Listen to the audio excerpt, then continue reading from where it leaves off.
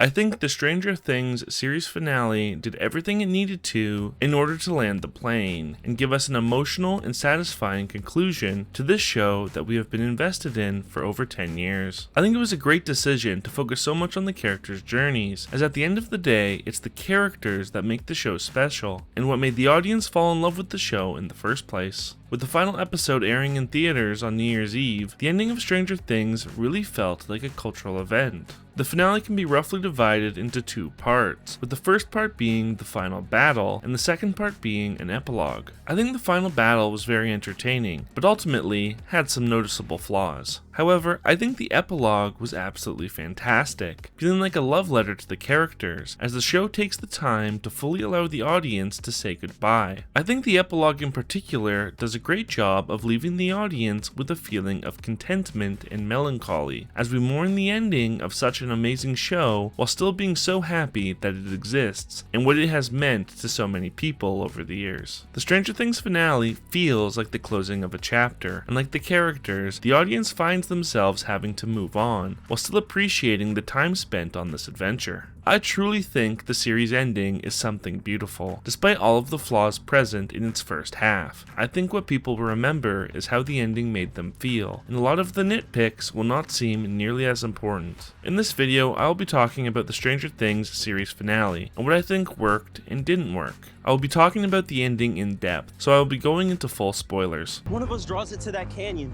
The rest take positions on those cliffs.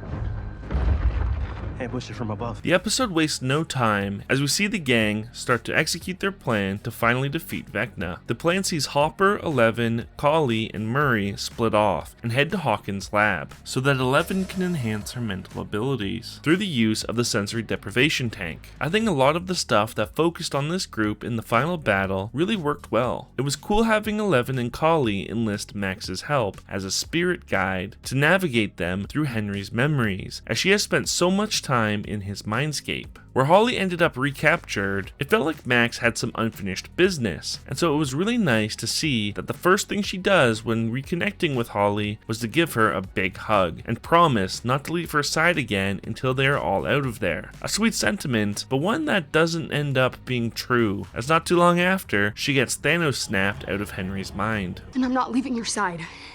Ever again. Not until we're out of here. 5 minutes later. So that was a fucking lie. I liked how they used Collie's powers to create the illusion that the kids had escaped, tricking Henry into revealing his true self, and effectively deprogramming the kids from their cult-like brainwashing that had been done to them. One of my favorite scenes in the finale is after Henry knows the plan from reading Eleven's mind, he shifts his focus to Hopper, invading his psyche and manipulating him. It's subtle at first, with Hopper getting no response on his walkie, before seeing the chemicals that he used during his time in the war. Once again, Henry is showing Hopper the worst things that he has done in an attempt to frighten him and put him on edge. Henry earns his stripes as a master manipulator by first showing Hopper Sarah dying before revealing him the plan Eleven and Collie have cooked up to sacrifice themselves. He has seen Hopper's greatest fear, losing another daughter. One daughter's dead because of you, and soon another. Show yourself! And he uses this to turn Hopper into an obstacle for Eleven that she needs to overcome, as he will not cooperate if he knows she plans on staying behind to die. It was a genuinely jaw-dropping moment when, after winding Hopper up so much, Henry tricks Hopper into thinking he just unloaded a full clip into Eleven. This was truly a great rug pull, as for a second, I was fully convinced Hopper had just killed Eleven. Hopper unwittingly does Henry's bidding, as in his panic he breaks the water tank and expels Eleven, Collie, and Max from Henry's mind.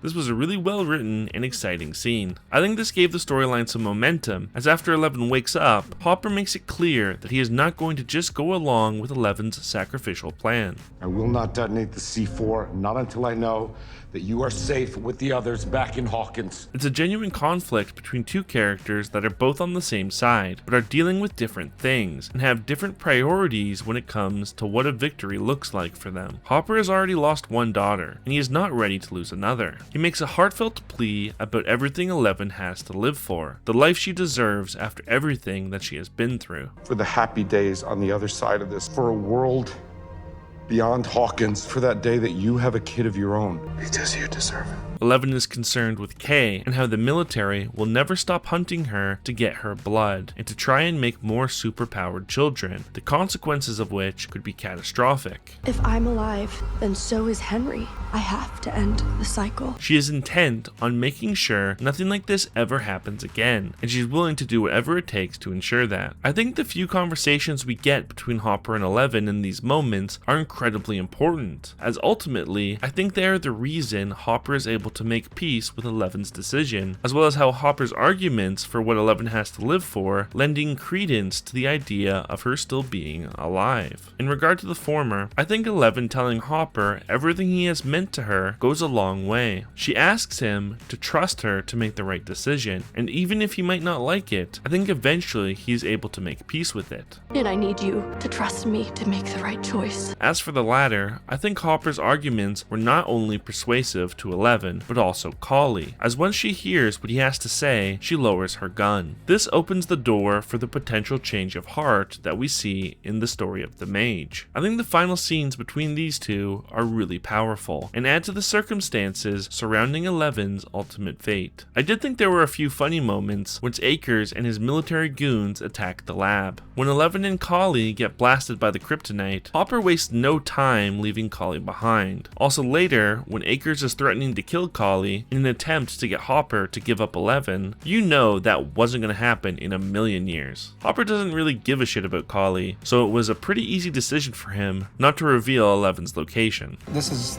a no-brainer. I half expected Hopper to offer to kill Kali himself. Tell me where the other freak is.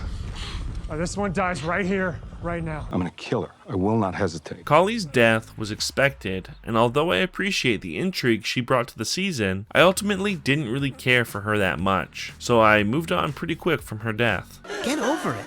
Okay. And since I have mentioned the military, now is probably a pretty good time to talk about their role in the finale. I think for the most part, they were underutilized and didn't factor into things much, with the exception of forcing Eleven into a difficult choice. They capture Erica, Mr. Clark, Vicky, and Max pretty early on, but it doesn't really lead to anything. I kind of expected to see Kay interrogating them, or after knowing the party's plans, misguided as it would be, I thought maybe Kay would bring the military into the abyss to try and capture Henry, the original source whose blood has been proven to be able to duplicate his powers in others, as opposed to Kali's blood that was killing the mothers, or Eleven's whose blood was yet untested. The season felt like it was building to something for Kay and the military, and even though their existence forces Eleven into a tough spot, it feels like a pretty passive story purpose from the military side of things. Jumping back into Henry's mindscape, once Eleven, Kali, and Max disappear, I really enjoyed seeing Holly step into a leadership role, truly coming into her own after everything she has been through. So follow me, keep quiet, and stay close. I think her role in the finale works so well because of the scene that she shared with Max at the end of episode 6, with the show doing a good job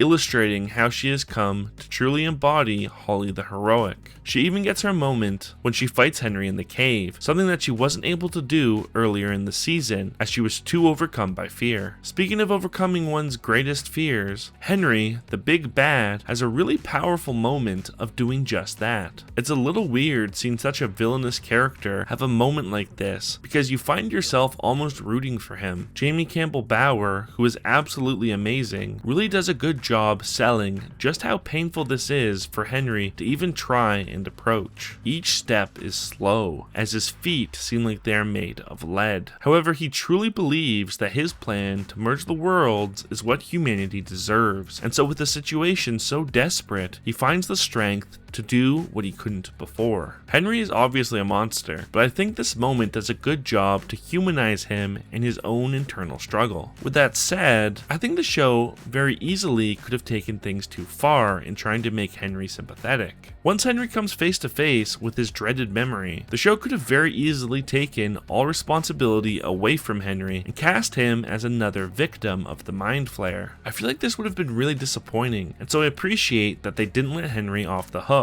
for the things that he has done. Yeah, we initially talked about giving him a moment where he can turn against the Mind Flayer and help them defeat it. And I think ultimately it feels wrong and we didn't believe it. He is so far gone at this point. I think that Henry is a victim to some degree, but he is also a victimizer, a psycho, and complicit in the atrocities that he has committed. Yes, the Mind Flayer was using him, but Henry was also using the Mind Flayer to make himself feel powerful and to bring what he believed to be justice to the world that he had come to hate. Henry could have fought back, but he made the decision not to, instead letting himself merge with the Mind Flayer as he agreed with it. They had a symbiotic relationship, and I think this adds an additional level of nuance to Henry's character that doing a full heel turn wouldn't have. Henry's "We Are One" line is epic and epitomizes their relationship. The main party of the final battle gets to have some really fun moments, and while I enjoyed them, many of the scenes did feel like they were missing a little something. As they try to climb the radio tower, things start to go wrong pretty quickly. It's a really cool moment as they are all looking up and see the abyss slowly get closer and closer to them. Where the tower isn't quite lining up with one of the gates, there's some tension as the whole thing threatens to topple over. As part of the tower breaks off, Steve ends up falling off the edge, just as the Funko Pop heard around the world predicted. Now, I didn't really think they would kill Steve off here, but that didn't prevent me from having a moment of absolute panic. But Jonathan Byers comes to the rescue and saves Steve from a long drop and an abrupt stop.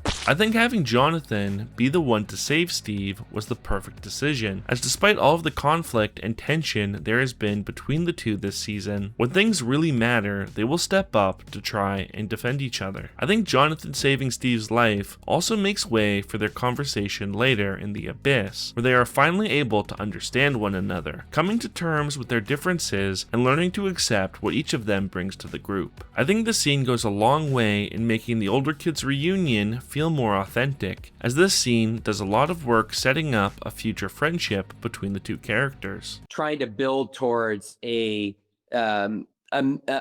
makeup between and bromance, a little bit of a bromance between Steve and Jonathan, and then that led to the idea of him saving Steve. Even though there was some good tension with whether or not 11 would be able to stop the Abyss in time before it knocked over the tower, I feel like this scene could have been enhanced by just having a few demos present. Whether it be a Demogorgon climbing up the tower and forcing them to fight it off as they try to climb into the Abyss, or having a small swarm of Demobats pestering them. I feel like this scene could have been even cooler. That kind of brings us to the elephant in the room, or rather, the Demogorgons not in the room. The Upside Down and the Abyss just feel too empty, especially with this being the final confrontation. But I was expecting more like vines? monsters? I feel like a few demos could have gone a long way and offered so much potential for some really cool moments. Once Vecna realizes the plan, he should call in the demos to try and slow down the party. We could have had a cool moment of Will controlling some demos to protect the group, or even having him control one of the demos to fight the others. When they are fighting the Mind Flayer, maybe Steve and Dustin could be trying to protect the others from some demos as the others focus on the Flayer, because as it is with their weapons, I don't feel like Steve and Dustin did all that much to hurt the Mind Flayer. They mostly just popped its pimples and got slimed. It's one of those things where while I liked the final battle we got, I feel like there were a lot of missed opportunities to make it even more awesome. Now that's not to say I didn't enjoy the final battle, because I did. Seeing the pain tree transform into a massive meaty Mind Flayer was so cool and really created a sense of awe as you wondered how they could possibly defeat this thing. Nancy going full Rambo to distract it as the others rained down fire was really awesome to see, with it feeling very reminiscent of the Battle of Starcourt Mall. And even though I don't think their weapons were all that effective, having Steve and Dustin using the Eddie spears as they scream "For Eddie" and fight together side by side shows just how far they have come this season and how they are once again completely in sync. 11 facing down the Mind Flayer is truly epic as she tears a hole in it and comes face to face with Vecna. Having the final battle between these two take place inside a massive monster that the other characters are fighting is such an insane and cool idea. It was also a nice touch that 11 was only able to defeat Vecna with Will's help. giving our resident sorcerer a hero moment in the finale. It was incredibly cathartic having Joyce be the one to do the finishing blow on Vecna, as the characters relive all of the trauma that they have been put through. Legitimately, all of this stuff is great. I think the show shines once this battle is over, and we have small but powerful scenes, like the Wheeler siblings finally being reunited, or Steve cleaning off Derek's glasses. Even though there are a lot of issues with the final battle, many of which I didn't even touch on, I still really enjoyed it, and felt like it did enough to give us an entertaining climax. How do we know it's true? We don't.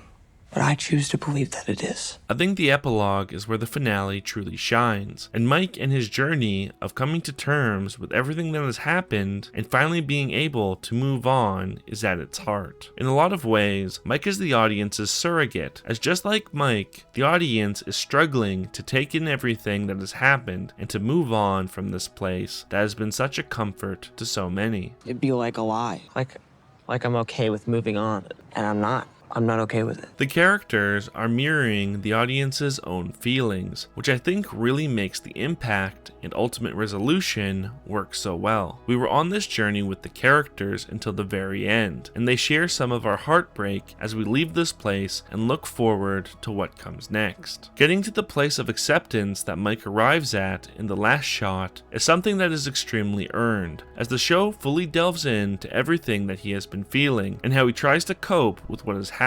The final moments we see before the time jump is of Mike and Eleven's final farewell, before she makes her decision and vanishes before his eyes. Mike is heartbroken, having only a brief moment of relief, thinking Eleven has escaped the military's clutches before he sees what he believes at the time to be her death. Yeah, that's sort of like Mike's biggest fear coming true, is like saying goodbye to 11. And then this is like the one time in the series that Mike has never had a plan, sort of, and that he like has absolutely no control over anything. There's no doubt that Mike feels an intense level of guilt at these events, with him believing that he failed her. In retrospect, his hopes for the future seem childish, and he wonders if he were able to give 11 a more concrete and realistic plan, maybe she wouldn't have felt like she needed to make the decision that she did. It was a fantasy plan.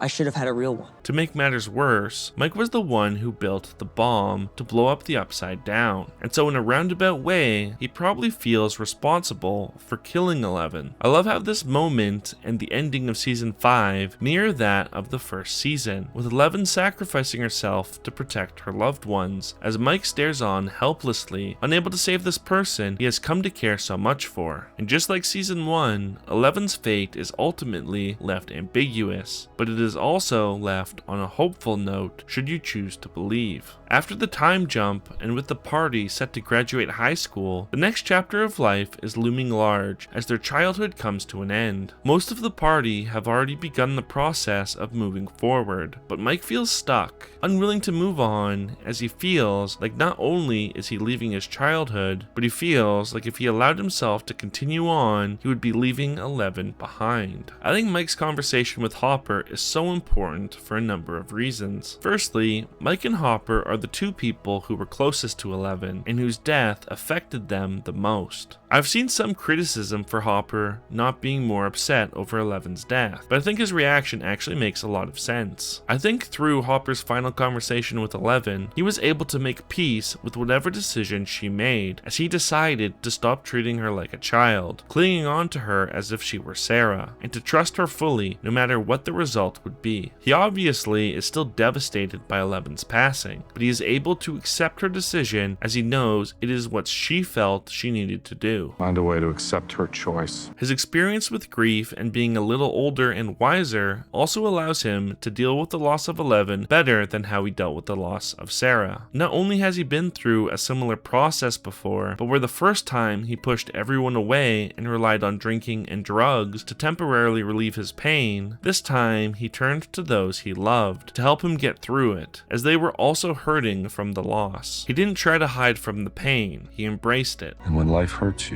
because it will, remember the hurt. The hurt is good. It means you're out of that cave.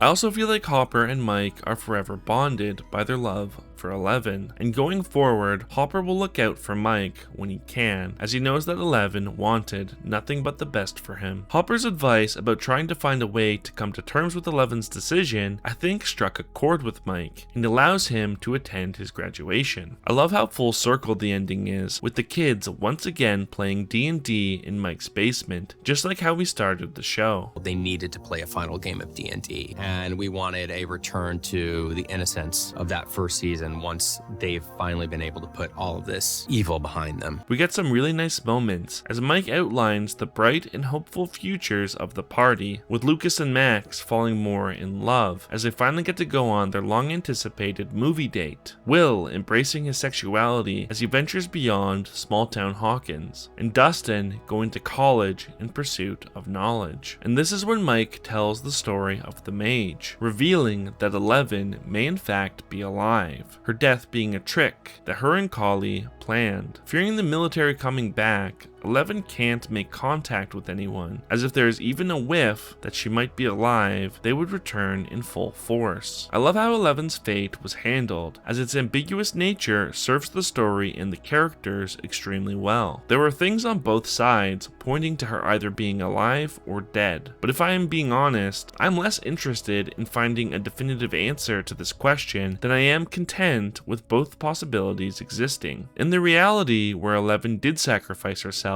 I think the story of the mage serves as a coping device for Mike to try and move on. 11 wouldn't want him to wallow in misery and get left behind. She would want him to thrive and live a life they always dreamed of. I think in the reality where 11 actually did die, Mike choosing to believe that she could still be out there keeps hope alive, as well as an element of childhood innocence. If it's true or not doesn't matter, so much as the fact that Mike and the others believe it to be true. In the reality where Mike is right and 11 actually did escape, this also works narratively for a number of reasons. 11 has had an incredibly hard life where she was treated as a tool rather than a person, and constantly found herself having to fight for her life. However, she eventually found a group of people who loved her and treated her well, teaching her all of the things that life has to offer. After everything she has been through, 11 deserves a future where she can simply be a person and not be dragged down by all of the evil of her past. In this version, 11 gets to take the lessons that her friends taught her and go out into the world and simply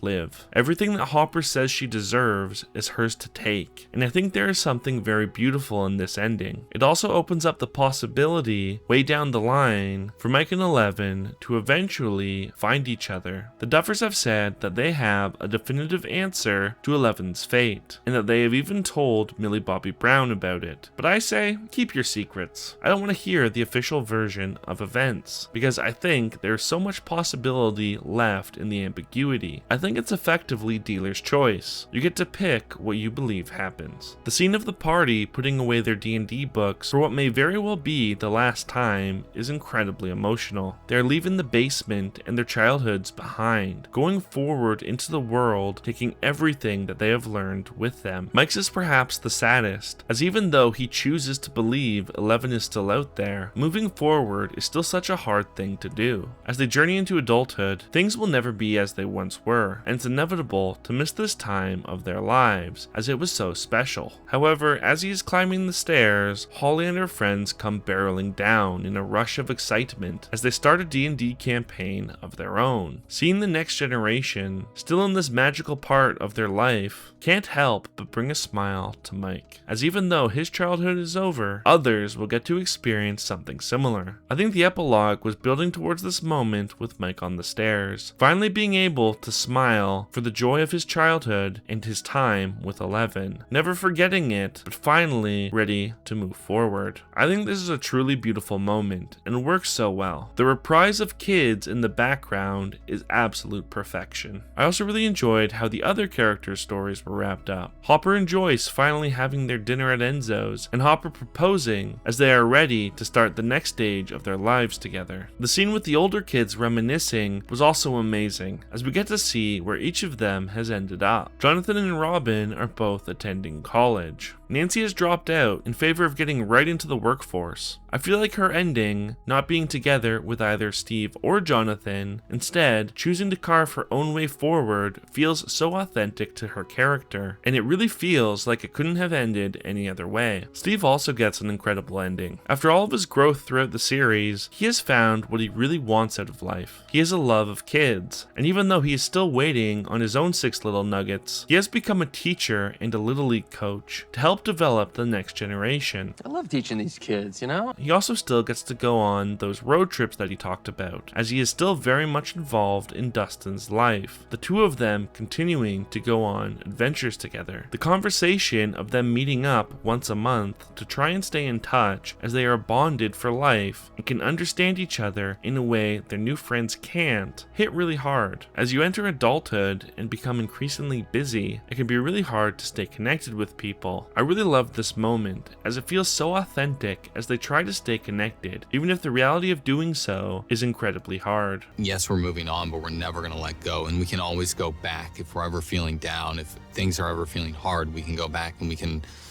find that feeling again in our hearts. The finale of Stranger Things wasn't perfect, but I think it succeeded where it really mattered. It might be a controversial opinion, but for me, I will take a flawed final battle with an amazing send-off to the show's characters over the inverse every single time. At the end of the day, what truly matters is the characters and their journey over the years. I think the finale nailed the characters' endings, as they all feel emotionally satisfying. I highlighted some of my issues with the final battle, but as time goes on, I feel like I will care less and less about the little plot holes, because the show got right what truly matters. I think the Stranger Things finale is a massive success, and offers fans a truly beautiful resolution to such a special show. This show has meant so much to so many people, and even though it is sad that it is ending, it's always still right there, and we can revisit it whenever we want. If you somehow made it to the end of the video, I want to thank you for watching. If you enjoyed the video, I would really appreciate it if you liked and subscribed. It really helps out the channel. If you enjoyed my Stranger Things coverage, I hope you will stick around to hear my thoughts on more shows and movies. Thank you for watching, and I hope to see you in the next video.